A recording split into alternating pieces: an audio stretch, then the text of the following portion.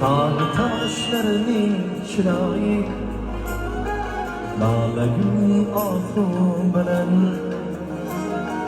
Hasta ko'nglimning quvonchi Kamon obro' bilan Laylayim dardimga parvo Qilmading kulguga Oyning o'n beshi qorong'u o'n beshi yomg'ir bilan Ko'nglimning oshiq hamisha